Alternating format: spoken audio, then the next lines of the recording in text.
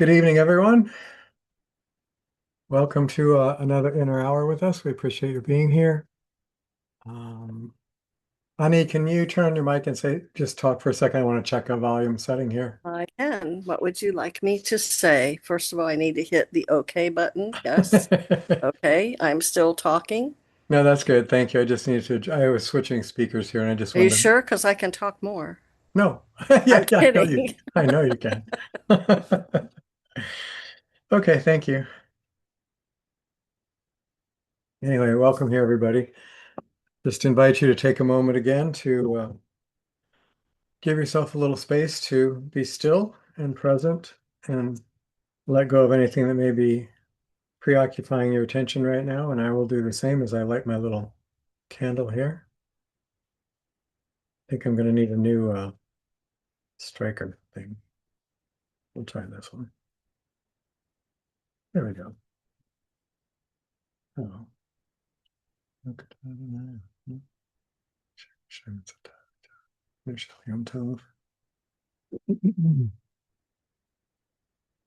All righty.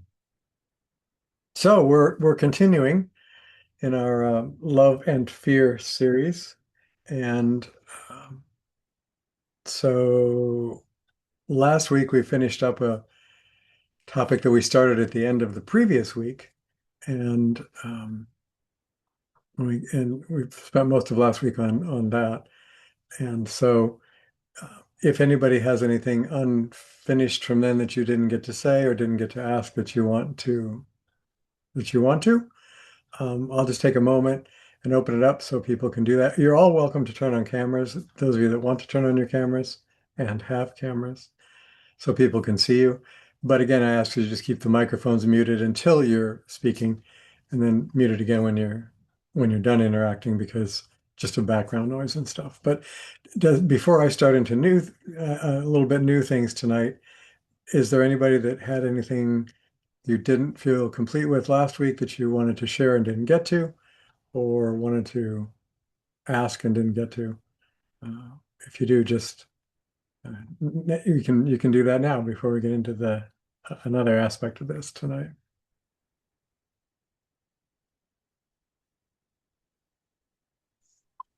Stephen, this is Liz. I do have a question. I haven't gathered my question in my brain yet. So if Okay. somebody else has anything, please let them go first. Okay. Thank you, Liz. I think you're it though, but we'll see if anybody does. The pressure's on. It's all on you. Had to do with oh golly. It's funny. I have my phone give me a reminder about 6:15. Used to be 6:45 for our 7 o'clock class. And every Sunday I go, "You're kidding me. It's already?" And I get mad. I get mad. I love the class, but I get mad because I'm like, oh man, I had other ideas in my head for the rest of my evening. And I'm like, now I got to turn on my brain. I got to think. Anyway, I I don't mean get to it. complain at all. I Yeah, get it. I don't mean to complain, but I am. Um, I I didn't. I meant to look at my notes about like you had three or four categories of evil. One, like if somebody is murdered, one is unintentional, and then one's intentional, and then one is intentional Uh, with like malice. yeah, Was it yeah. three categories? Yeah, I don't remember I exactly how it's remember. presented, but yeah, just I was drawing a distinction between um, the action and how that action is looked at morally and in law by by the intentionality and motivation of the act. So, if somebody is driving a car, they have an accident that's their fault, and Right. somebody in the other car is killed, well, the person's still dead. Whether you meant to murder them, whether you tortured them, or whether you just had an accident, they're still dead. Their family's Right. still grieving. So that part's the same. But as far as morally, the responsibility for that, it's not the same at all as if somebody went out, targeted that person, and murdered them. And and so there are different moral equivalencies, and they're different in terms of how the law treats them. And then the other scenario I talked about was um, then even with murder in law and in moral codes, there's a gradation of those things where if somebody does it with what's called malice aforethought, where they plan somebody's murder, they do it on purpose, it's premeditated, they plot it all out, and then they do it, that's worse than if somebody does intentionally attack somebody violently, ends up killing them, but it's either in self-defense, which is completely different morally and legally, or they do it in the heat of passion. There's a bar argument or God knows what argument, and it escalates, and suddenly somebody's dead. That wasn't a premeditated thing. It wasn't intentional, but nevertheless, they're responsible because they made choices that led to that. So it's a lesser offense, so to speak. And so we have in our moral systems and in our legal systems um, a kind of grading of how serious the offense is and how serious it's treated in those two arenas, morally and legally. And then the one that's outside of all those arenas is what I was talking about as actual evil, which is Right. not bad choices, not passionate reaction, not not doing bad stuff, but somebody who really doesn't just murder somebody, they delight in terrorizing them and torturing them and watching them die. They actually delight in that. They get an intense thrill from that. They lust literally for that, and that's a very different thing. That's not typical human behavior. It's not typical even passionate or angry reaction. Um, or the other thing I do a parallel to is like people in military operations or in law enforcement operations that are forced to kill somebody to perform their duties. And again, morally and also legally, we have a different standard for that. And soldiers, for example, may end up killing people in the line of duty. But if a soldier is can't wait to kill somebody, is lusting to kill somebody, is super excited and delighted, and tries to kill them in the most painful, torturous way possible, that's not a soldier anymore. That's demonic. That's a so I was drawing some distinctions between different and in all of those cases that I just mentioned, the net result is the other person's dead and you can't bring that life back. And all of the lives that that life affected are damaged by that. Which is why in Judaism, for example, it's taught that if somebody kills somebody else, they're killing a whole world, which sounds like kind of a ridiculous concept, but until you think about how many people that one person is connected to and the effect you had on all of their worlds. So it's a very serious, no matter how it happens, it's very serious, but there are different degrees of it in human culture. And then there's this very sadistic, demonic, evil action that is different than that. And sometimes in our modern sophisticated culture, and also in most Western pop psychology, maybe even psychology as a whole, and in many spiritual teachings, there's not a willingness to acknowledge that that kind of evil exists. It's all, well, the poor people had a bad childhood or they had a tough life or whatever, and there's considered justification for those actions that are really not, they're really inhuman actions. Even animals don't do that. Animals kill each other and tear each other apart, but um, it's for food or defense.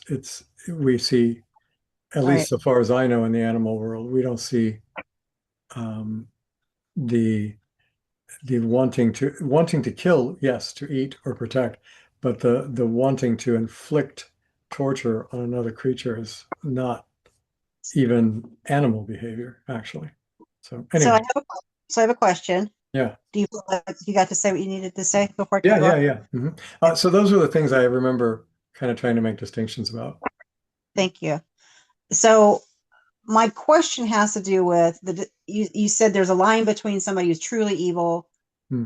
and somebody who's like human but doing bad crap, I Hmm. guess. Yeah, good But it's summation. Yeah, right. that's it's a clinical term that I Yes, trademarked. yes, it's a Bad pun. yep. So anyway, You have to get to the PhD level to be able to use jargon like that. exactly. And and they keep hiding my PhD from me. They won't. Anyway, um, so I was just trying to distinguish. I'm just going to talk about. So it tends to be like if you do psychology, Mm, and I have some knowledge, but I'm not a psychologist. mhm, I'm an old crusty old social worker. Um, so the criteria for some of the personalities disorders, narcissistic personality disorder, mhm. some of those criteria have to do with people that think of themselves first. Um, they don't really tend to think about how things affect other people or what's good for other people. They think more about what's good for me. Mhm. And they're very worried about their own how people perceive them, if other people are perceiving them as strong, powerful, best, and all that kind of good stuff. Yeah. And I'm leaving so much out. Um, and they're very threatened if you tell them they're not the best or they're not the most powerful or they're stupid or whatever. Mhm. Um, those folks, there's a twist on that where they can have the extra twist of enjoying other people's suffering, doing things that make people suffer and enjoying it. Mhm. So a person like that in this world, they're not evil, they're just really bad. It's like I'm just trying to figure it out. Yeah. Um, So, well, first of all, so leaving, not addressing the narcissistic psychological diagnosis. Um, if you've been around as long as I have, psychology, like every other science or pseudoscience, or anything really, evolves. And there are pop things in all of those things. What was a popular diagnosis in medical things like hypoglycemia years ago, everybody was hypoglycemic. Well, now you never hear about that because it's not the popular medical trend. In psychology, there are trends also. Narcissism you read about everywhere now. Everybody's a narcissist or thinks well, everybody else is a you know, narcissist. yeah, So, Stevie, you know why we're all reading about narcissism. Come on. yeah, yeah. So Oh, there's come on. I mean, again, there's truth to these diagnoses, but they're way overdiagnosed and they become trendy. Same with gluten-free. There are people that actually have celiac disease and it's actually serious and it's Of actually course. dangerous for them. And there's Right. tons of people that say they have to be gluten-free and they don't. It's just they've made up their minds that they have to be, and it's a kind of a trendy thing. That happens in human arenas. But leaving all that aside, the if a person actually, there's again a distinction. So a lot of this has to do with discernment. If somebody has really hurt me and I can say words back to them that I know will emotionally hurt them, there's a part of me that likes that because I feel a relief that they're suffering too, that I've protected myself, that I'll cause them to back off in the future and not hurt me like that again. So there's that kind of enjoyment So of you're addressing spectrum of yeah, yeah, that yeah. tiny end. Yeah. Yeah. I'm sorry. Now, if what I mean by that is I want to chain them to a chair and burn them with cigarettes, and I think that's really great because that's getting back at them for something mean they said about me. Yeah. That's over the line that I'm drawing. And eventually, even the desire to hurt back, which is kind of built in, it's one of the self-defense mechanisms in the human psyche from a long history of evolution. But even that desire to strike back, um, we need to be careful how we work with it and how we indulge it, particularly once we start enjoying that. And so that in itself is not the evil I'm talking about, but it does start to open a door to that energy. As soon as you start wanting to cause other people suffering because you enjoy it, you've opened that door. Doesn't mean you're evil yet, doesn't mean that you're totally dominated by that impulse yet, but it does mean you've opened the door to it, especially if you keep nurturing that. And so people that keep nurturing things, whether it's a sadistic habit, a drug habit, a violence habit, um, any of those kind of things, the more they're nurtured, the more it opens the door to what I'm actually calling genuine evil as opposed to just bad human behavior. And eventually, if you open the door long enough, um, you become so obsessed with that that your self-will is is really negligent in what you do. You're really dominated now by that, by an actual evil um,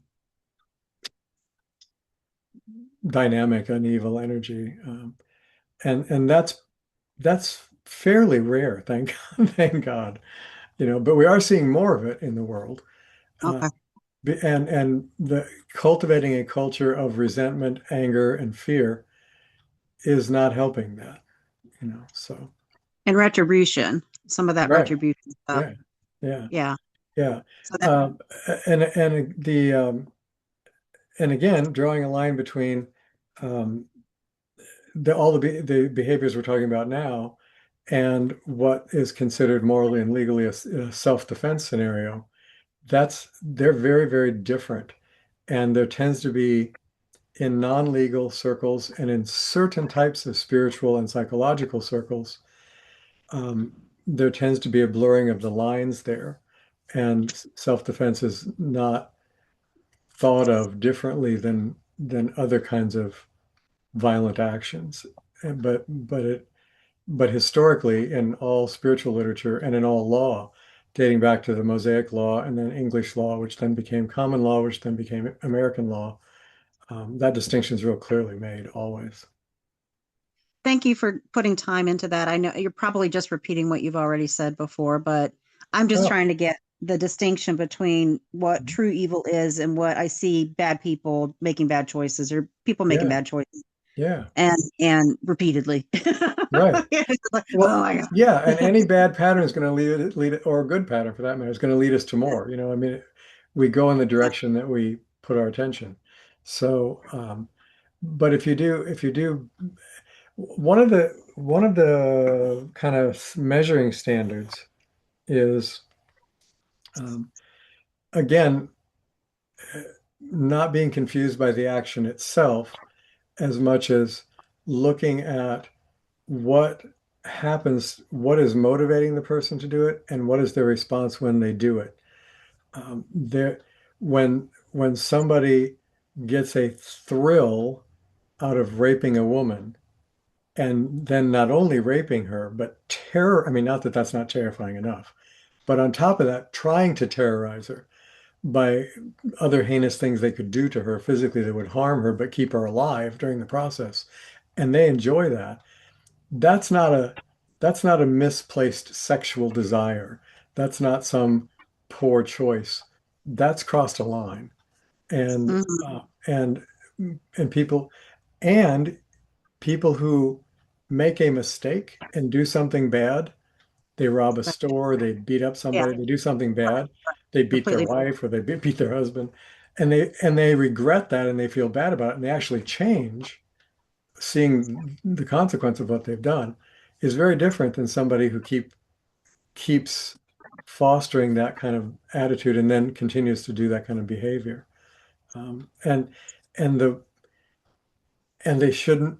This is my opinion, but um, culturally and legally, they should not be treated with the same standard because they're quite different. Yeah, Yeah. the evil, the Hmm. truly evil folks. Yeah. Yeah. Yeah. I guess I was just very interested in that range and the spectrum of getting Hmm. right before the evil, right before Hmm. when people are developing that power. When you're on the edge, yeah, When you're on the because edge, evil, buddy. they do open up.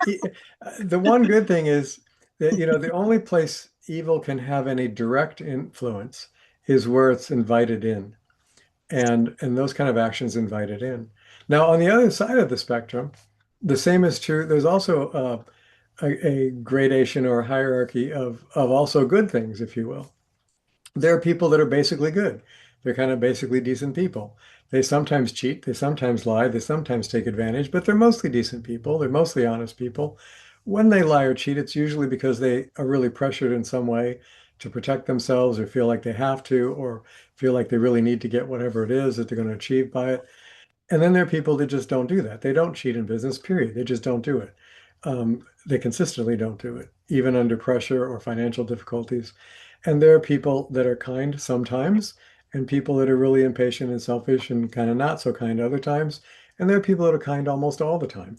And then there are people, and as you keep going up, there are people that, we consider saintly or especially holy or especially um, connected to God or especially embodying, those divine qualities in their life. And I mean, to be not all kidding aside and modesty and humility and any of that aside, uh, comparing me, for example, the quality of person I am and the quality of spiritual wisdom I have with Jesus, there's no comparison. I mean, I'm not even close to in that league. So there is on the so-called good side of things, there's also kind of these different standards of, and frankly, if the guy who's kind of a regular decent person, man or woman, does something that's kind of harsh and kind of unkind and kind of not fair, it's like, okay, they're having a bad day. If somebody at Jesus status does that, he Right. personally has a Right. lot more consequences for that behavior than Yeah. that other person does because he has a much higher standard. Yeah. In the Bible, the way it says it is that teachers can expect a much stricter judgment than everyone else because they're expected to uphold a higher standard. And so there are kind of this range, I guess, I think is the word you used, on both sides of the good and evil equation. There's poor choices and bad choices, and then there's all the way up to actual genuine evil, and there's kind of okay, normal, decent, kind of an okay person, and then there's like these saintly lives that are far far more loving and sensitive and aware than maybe I am or you are or or somebody else is. So I have two more questions related to evil. mhm. Is that okay? Sure. Okay, we'll keep talking till 7:55 and then I'll stop. No, That's not okay. could happen. You've met me. Could happen. um, anyway, seriously though, this question is going to be about the movie Sinners. Have you personally seen it? I've not even heard Okay. of it. So If anybody, it just won all these awards, Oscars and stuff. It just won all oh, these awards. If anybody wants to go see it, then plug your ears because I'm going to be saying stuff that that'll give part of it away. gotcha. So the movie Sinners, very very quickly, it's very well done. It's well done, and I think it's based in the 30s. And there's a couple of kind of rough guys, black guys, a lot of it's a black community. They go off to Chicago to make their way, and they said, we might as well go home back to the South and make our way there. They decided to open a gin joint. Mhm. So they decided to open a club, and they're taking like the best singer in this and that, and they're making things happen. And the one of the brothers, this man plays two brothers. One of the the father's a preacher. He says, "Now you be careful, whatever the warning was, but you be careful with the spiritual stuff." Mhm. What ends up happening is like the night of the opening or something like that, these entities come. They didn't realize they were entities. Come and knock on the door. It turns out they're entities, Mhm. and they're like, and they were a little off, but they're like, well, you weren't invited. Well, we want to come in. We just want to come in. You have to invite us. And they were really, really bad, really bad. And this movie has to do with not voodoo, but something like it, kind of, sort of, a religion like it. And it was real interesting when you said has to be invited in. Mhm. They kept saying just invite us in. Right. And when you do, they end up killing people and all kinds of terrible stuff happens. Mhm. Mhm. These entities are bad, very bad. But I guess once dawn comes, they have no power. Who knows? The first part of the movie was really good. Sadly, that's a myth, but there. Oh, But anyway, at least in the movie that worked. They just had that's these another story these altogether. people But just had to get through the night. But anyway, they're just trying to get through the night without these things coming back in. Again, beautiful movie, was so well done that way. the first half of the movie I really liked. The guys, they're kind of bad boys and they're trying to get this gin joint started, and their father, the preacher, saying, "Oh no, don't do," all that. But the second part, um, I just had such a poor reaction to. I wanted nothing to do with it. Hmm. I'm like, maybe I should turn this off. Hmm. It was like, no, no, no, no. Same Yeah. here. Yeah. I really wanted to be away from it. Yeah. The second part and my first part. Oh, the other question was just being invited in. I was just going to make that comment in that movie. Yeah. Yeah. So anyway, I had such a huge reaction to this very popular movie about the second half of it. I'm telling everybody, you could go watch it if you want to. Does that make any sense? Why would I mean, for me to have that big reaction to Yeah. like demon things? Yeah. Yeah. So whether you're watching a movie or walking down a street or walking through a parking lot or walking through a store or anywhere, and you have that feeling, pay attention to it. Okay. All right. Yeah. Okay. Yeah. I'm telling yeah. Okay. I mean, it I was, mean, it's not, you will be in the long run way better off paying attention to it, even if it turns out to have been nothing, than ignoring it when it might be really something. So don't ignore those kind of feelings. it was just yeah. And I was falling asleep while I was watching it, which isn't worse. I was Absolutely. Yeah, because then yeah, it goes into the subconscious without any of your conscious filters at all. So, fabulous. Yeah, just fabulous. right. Um, so maybe I'm already possessed and I don't even know it. Or Even maybe you're being warned to walk away from things that are not good. So that's good. that's good too, whatever that could be. Um, shoot, last little piece to that. Well, Okay. I'm gonna ask if you can stop there because that Yeah, was yeah, 2 and we're yeah. almost at 7:30. So could you Okay. hold that until later if we get a Yeah, chance to do sure, that? sure, sure, sure. Great, great, great. Thanks, Liz. Sorry Appreciate it. about sorry about all that. No, no, no, that's fine. I just want to kind of at this point open it up to somebody else as well. And if there's time later, we'll come back to that. And if not, Okay. we All can right. you and I can talk or we can do it next week. Okay, thank you. Hey, yeah, you bet. Thank you. Um, so I just saw Randy come on. Hey, welcome. Are you just showing us your lovely countenance, or would you like to share something? No, I'm just showing you my lovely countenance. Well, it's good to see you. I always love seeing you. So thanks for joining us. Yeah, Light's not very good. yeah. I know the little corner that I have all this set up in the house is great in the daytime, but not. I have the same issue at night. It's not a very good one. Nahama and Shuli, hello. Go ahead. Go ahead, dear. We're just wanting to give you more faces to look at. Oh, well, yay. Thank you. Stephen, Auntie can shudder because it is now 80 degrees in Tallahassee, and I know she ain't happy about that, but she'll survive because she ain't down here. Well, you So can the be phone is horrible. uh well, you can be This grateful that you're not visiting us right now because we're having a thunderstorm tonight. So morning, we you thought about can, you. We thought about you right away as soon as the thunder started. So well, we do need the rain because we're still in a drought, but you can keep the thunder part of it. all right, all right. That sounds like a good deal. Yeah. All right.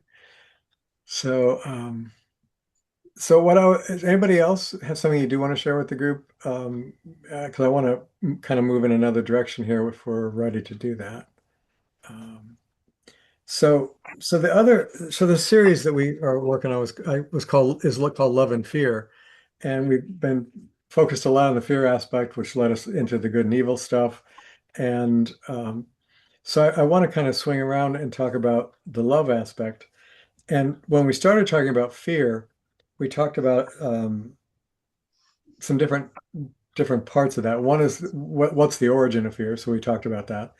We talked about what the physiological, and also psychological effects of living in fear, what those effects are.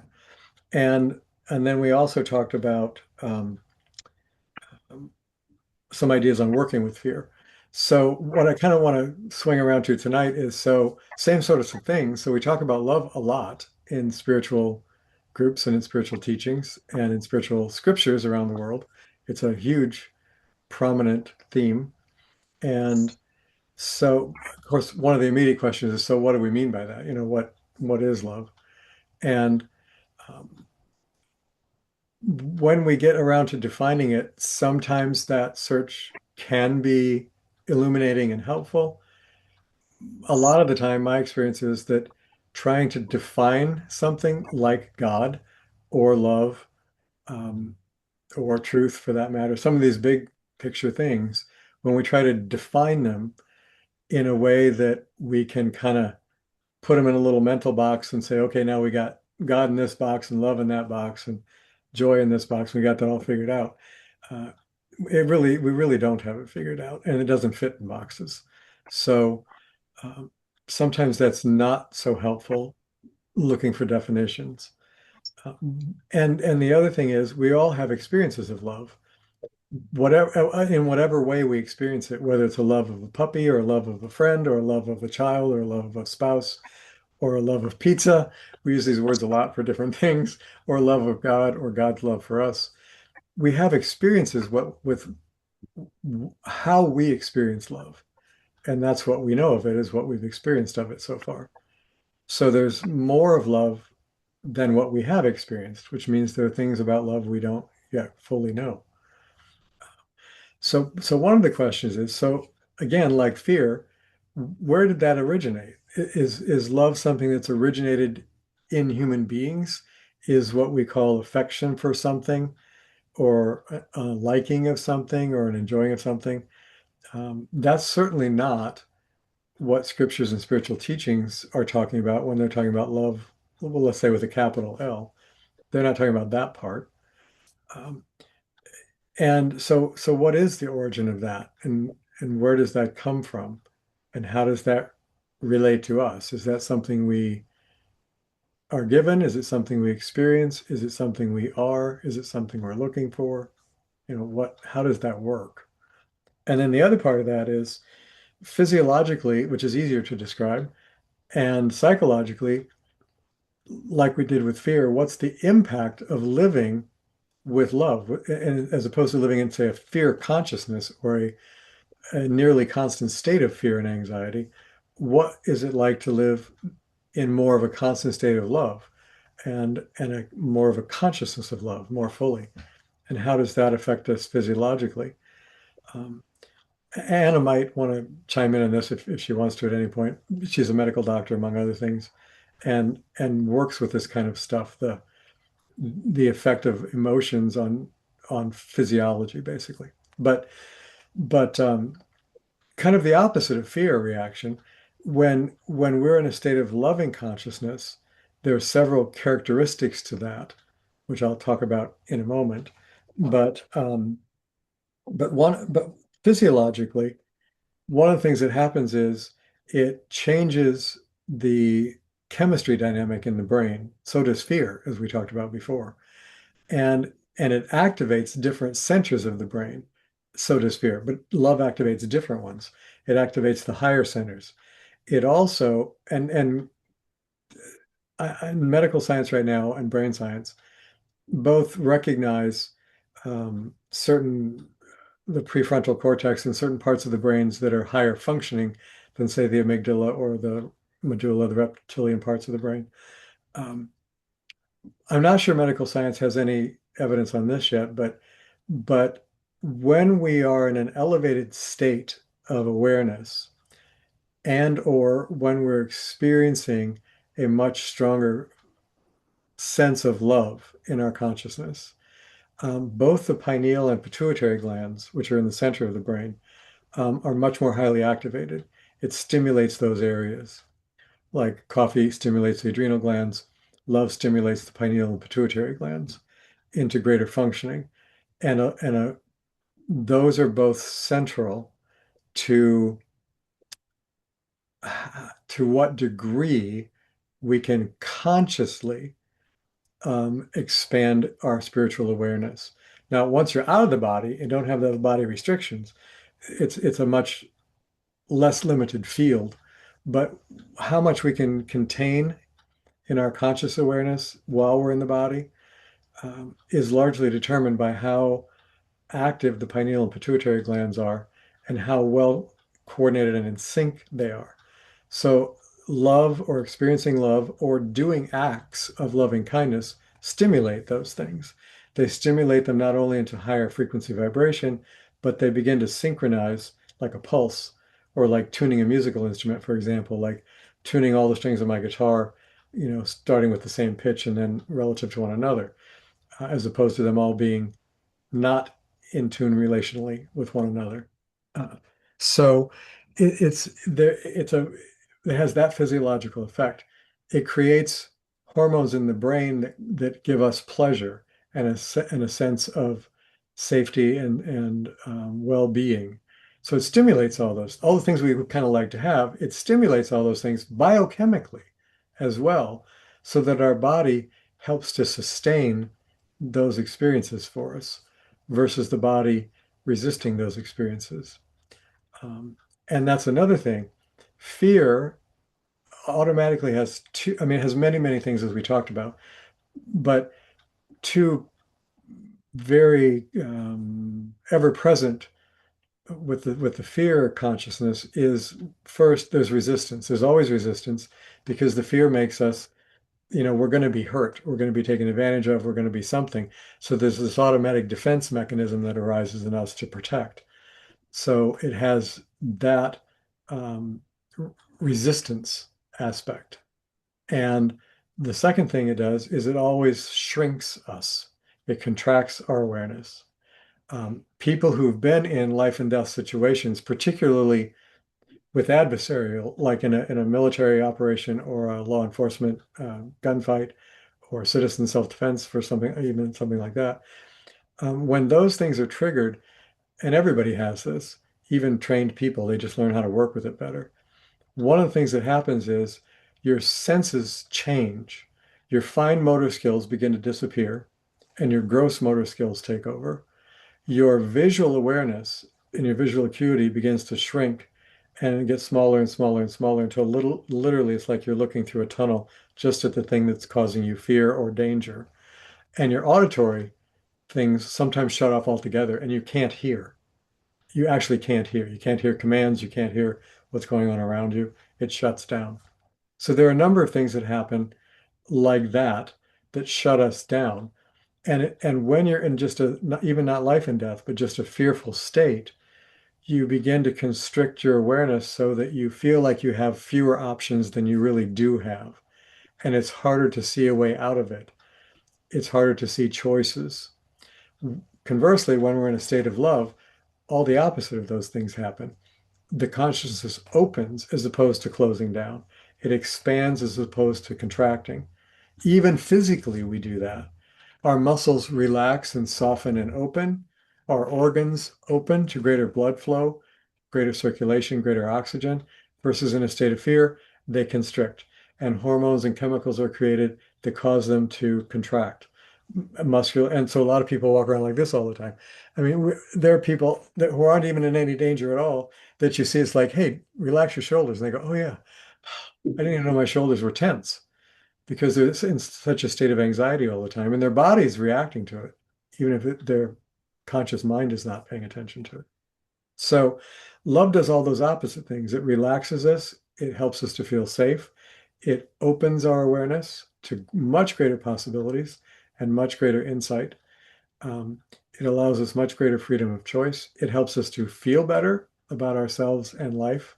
It gives us a different outlook on things where we can see with greater clarity.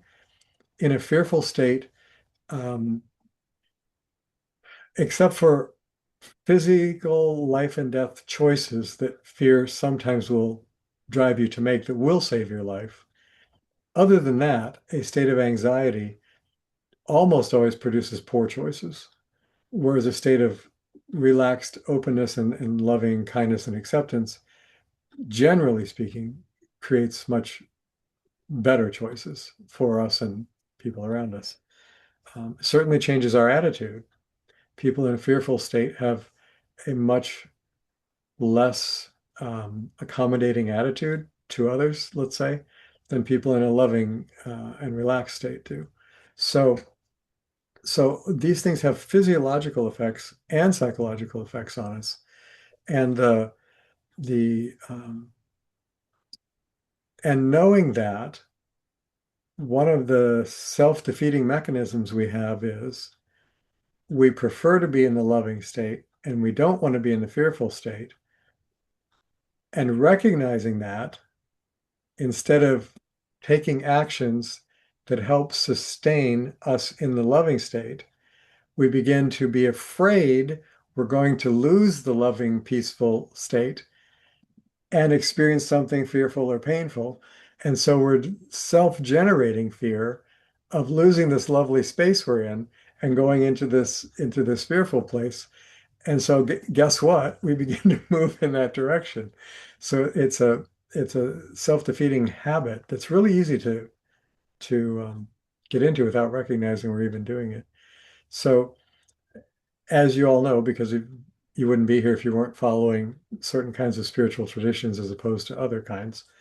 Um, the spiritual practices that almost all of them that we talk about emphasize pay attention to what's actually going on, pay attention, let go, open up, trust, forgive, be willing to be kind. All of those things that we hear in all these different spiritual traditions that do actually help us.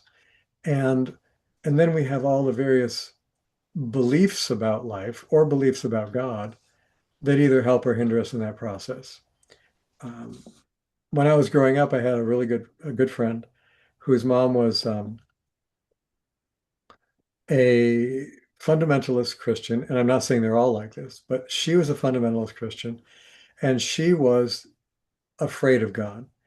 One of the things she said all the time to people, even kids, was if you did something she didn't like, or she thought God wouldn't approve of, or she thought wasn't okay, she would say, God is going to get you for that. And she wasn't joking. She was really serious. And so she was scared most of her life of divine vengeance, shall we say, versus somebody who adores God, trusts God, um, and they have a very different attitude. Well, her beliefs that she accepted about God colored that attitude. Her belief that she could be sent to hell for even the smallest infraction, her belief that that she was a sinner and terrible, and that God really didn't like her.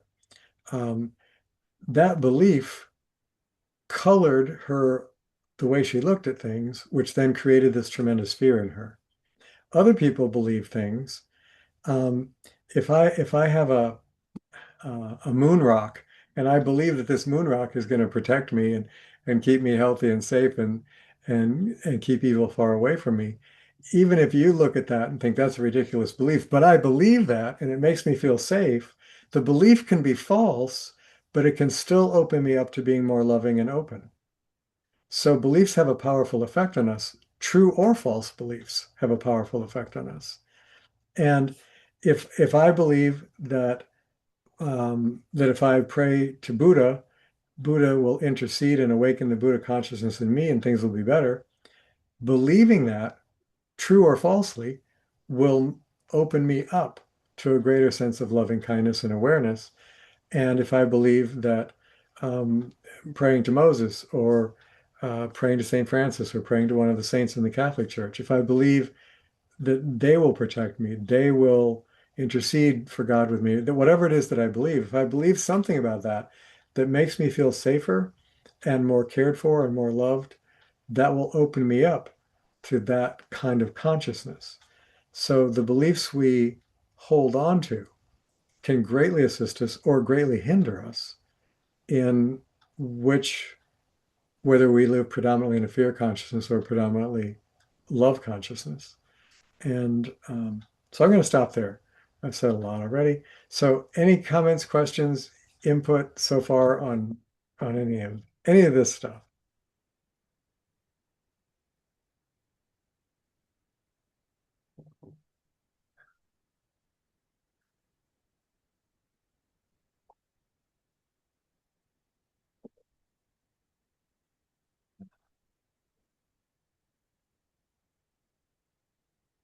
So oh, I just saw Shuli and Nahama open up a mic. Go ahead. I was just thinking, just reflecting on this. And as I made seeing goodness, seeing love, seeing caring, experiencing that, my practice, Mhm. the shift in my life was phenomenal. Yeah, no It, kidding. it opens our hearts Mhm. and it heals them Yeah. to act in love. Yes. And Yes. That's a thank you. I haven't even gotten to that part yet, but the power of love to heal what's broken in us is extraordinary. Yeah. and it doesn't have to be from someone else. It can be love flowing through our hearts to someone else, Hmm. Hmm. one Absolutely. else, Absolutely. out into the world, you know? Yeah. It deeply healing. So, Like your blessing thing on Saturdays, for example. yeah, Right. Yeah. Yeah, absolutely. Yeah, wonderful. Thank you for bringing that up. sure. Yeah. Um, the the other aspect is that we talk about God. I mean, in this group and in groups like it, we talk about love as being the kind of quintessential essence of God and the quintessential essence. Okay, so I can't talk anymore. But our inner essence as well, because that's what we are. We're born of God, so to speak. And so that love is our at our core. And we talk about that all the time. Sometimes, given our condition in life, it's easy to believe that. Sometimes it's really hard to believe that. But it's hard to believe, but I have met and know some people that you would be hard pressed to find an experience in their life that was actually a loving, kind experience, which is really terrible. But it's there are some people, sadly, I'm not saying there aren't any, but it's you'd be hard pressed to find some. They've had really awful, awful situations all their life. Um, but but as far as where love comes from or what the nature of God is, um, the as I said in most major religious traditions, love is at the core of those teachings and is considered either the prime commandment of God or the primary essence of God's being, is this really reality of love. And interestingly enough, in in the in the Jewish Christian Bible, both of them, and I like to think of them as two because the Jewish Bible doesn't accept any of the New Testament, and the New Testament looks at most of the Jewish Bible as the Old Covenant, which has now been superseded, which is so. I'm going to say the Jewish and the Christian Bible. The in both of those, uh, love is predominant, but interestingly enough, in both the Jewish and Christian Bible, if you start with the book of Genesis in both of them, um, that makes no mention of love at all in any of the creation stories. So that's interesting to me that it's not part of those. I believe some more biblical scholar than me can correct me on this, but I believe that the first time love is actually used, stated, and not necessarily demonstrated, but stated in that way, is when Abraham is called to sacrifice Isaac, and it says, "And your son, whom you love." I think that's the first time that it appears in the Jewish Christian Bibles, uh, as stated as in those terms. And in the Hindu traditions, the love is very much a part of the creation story, and in the because Buddhism came out of Hinduism, they have pretty much the same creation stories. And uh, the the idea that let's take a step back into Jewish stuff again in Kabbalistic writings, which is mystical Judaism.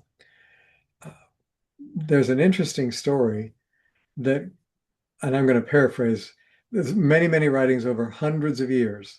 So I'm not quoting one person or writing, but is a theme in Kabbalistic writings that talks about why God created mankind. And there are lots of ideas about that, as you can imagine. But one of the recurring stories is that God's essential essence is love, as we've said. And prior to our creation, God being love and wanting to be loving, there wasn't anything other than God to love. So God created an other, and we're the other. And that other allowed relationship to exist. And if you look at the Jewish Christian Bible, almost everything in it is relational. It's about our relation to God, it's about our relation to one another, it's about our relation to our culture, to our tribe, to our nation. It's all about relationships. Relationship is only possible when there's an other. So the idea of these stories was God wanted companionship so that that love could be shared. And so we are the ones that can share that love with God. And that the only thing God does not have and has no power to control is whether we love God back. So that has to be freely given on our part, or it really isn't love. And that's the dynamic that exists between the soul and God in the Kabbalistic teachings, is this loving relationship flowing both directions, one to another. And the reason in Genesis, once Adam has been created, and then God decides to make a woman to be a helpmate for Adam. The reason he does that is not because Adam's lonely and not because Adam says, hey, I want somebody else. The reason he does that is because God says it is not good for man to be alone. So the idea that we need others is foundational in a Jewish and Christian tradition, and very early on in that tradition. And as I said, then from then on, it's about relationships. In Hinduism, there are primarily four yogas or four pathways, that lead to God realization in Hinduism, and we don't need to get into all those, but there are multiple ones. There's karma yoga, jnana yoga, and various these yogas, and they're kind of summarized in the Gita, which is 18 different discourses. The highest one of those is called Bhakti Yoga, which means loving devotion. And that's always considered in Hinduism the highest of the paths. So this idea that the origin of love is not human, that it was pre-human, actually, that love existed before human beings did, and that human beings were existed as a way of participating in that love in a way that in a much more direct way than a rock could, or a star could, or something along those lines. So I've always thought that's an interesting story, and I've always kind of liked that story. So the last piece of that is that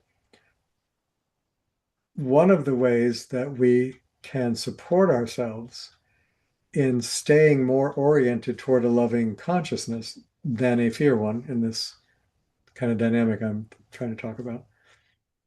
One of the ways we can support ourselves in that is by connection with other human beings, and particularly in spiritual community.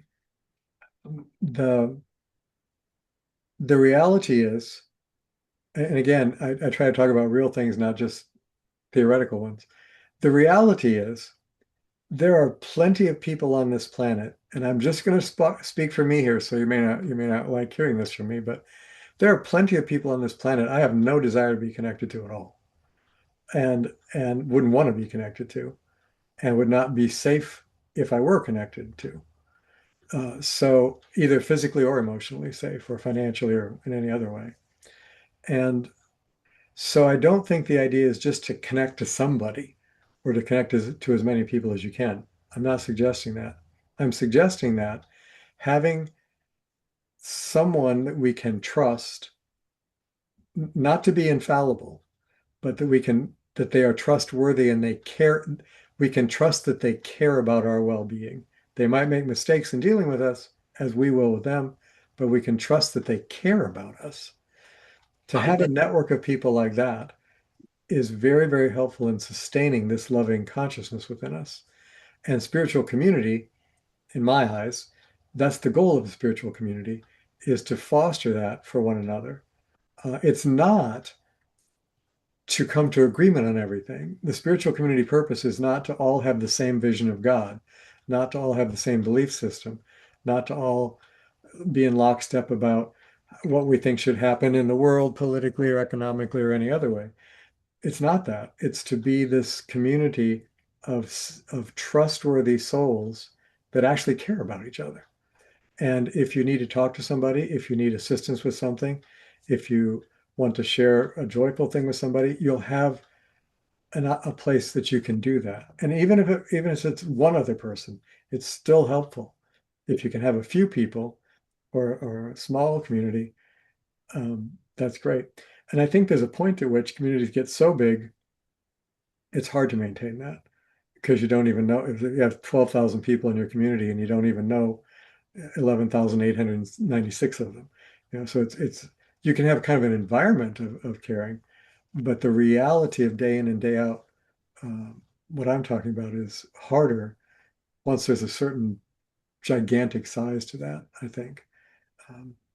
And so I think there was a reason that Buddha had a small group of disciples that he always trained with and walked with and traveled with, not thousands and thousands and thousands. I think there's a reason Jesus did. I think there's a reason that when Christianity started, it was in home churches with small gatherings of people. Why Jews developed synagogues as opposed to the temple was they had small in almost every community, there was a synagogue, so that small local village could gather together.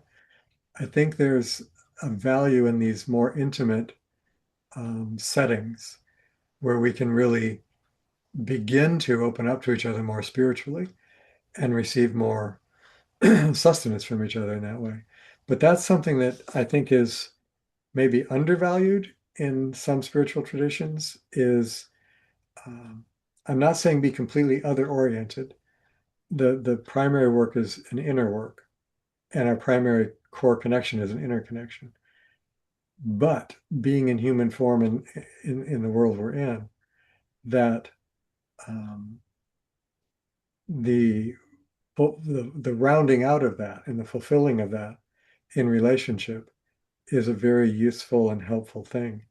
And not having it can be make the path a lot harder to walk. So again, we're almost out of time. So all right, thank you all for being here this week again, and I sure appreciate it. I'm conscious of the fact that I did most of the talking tonight. So next week, I hope to do one more in this series next week and then shift to a new topic. If any of you have a new direction you'd like us to explore, please email me, text me, let me know. And if I feel even remotely competent to do that, we'll do it. But I'm going to do one more in this series, I think, unless for some reason something happens next week, we want to continue one week after that. I will let you know, as I always do, send out an email with what the new topics are going to be. But next week we'll finish up this one. And next week we could spend a lot of time meditating because I'm not going to talk so much. So if none of you do, we're just going to be quiet together. But I've said more than enough, so it's somebody else's turn next week. Thank you for listening and being caring about what I say. I appreciate it. I hope at least some of it's helpful. So, all right. As you all know, again, just a reminder, I do record almost all of these. Every now and then, for some reason, I don't. But most of these are recorded and they're put up on One by One's YouTube channel, so you can look at them anytime if you want to do that. If you don't have that information, text me, email me something, and I'll send you the link. But all right. Well, it's lovely to see you all, those I could see. Lovely to feel you all for those I couldn't see. And let's just take a very brief moment for the last few seconds here to just come back to that quiet inner space again.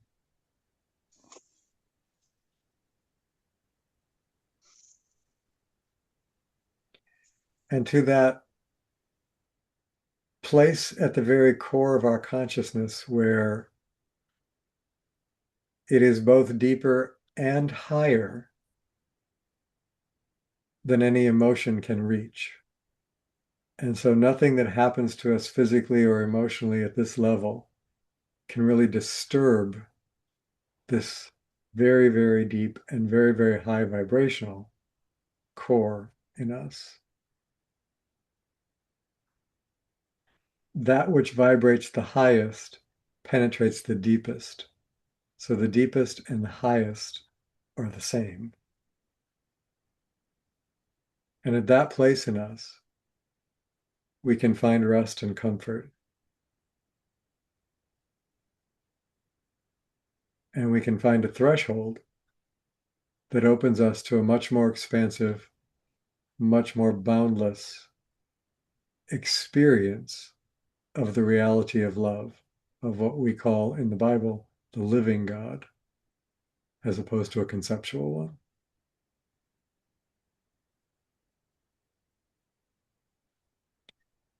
So may this week be a week of blessing and goodness for all of us. And may, most importantly, may it be a week where we move more deeply and higher into that loving essence, out of which all things come and to which our souls eventually will return in wholeness, not brokenness.